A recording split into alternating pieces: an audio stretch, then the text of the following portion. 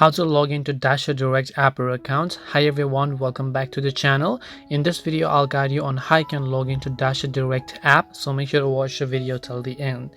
In order to log into your DasherDirect app, all you have to do is go ahead and then first of all make sure to launch the DasherDirect application here. Once you launch the DasherDirect app, you're gonna see this type of interface where you have two options. One is to activate your account, or the other is to activate your account and log in. So basically, if you already have an account, you can tap on have an account login option.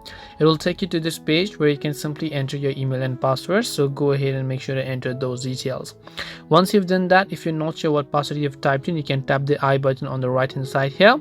If you want to remember your email, you can do that. If you want to enable biometrics, you can do that as well. Tap the login button from the bottom to log into DasherDirect account. Now, if in case you forgot your password as well, you can tap the forgot password option to reset your password accordingly. But to give you a basic context of the idea, this way you'll be able to go ahead and log into DasherDirect app or account. Hope this video is very helpful. If you have any questions, feel free to leave them down. Thank you for watching and see you in the next video.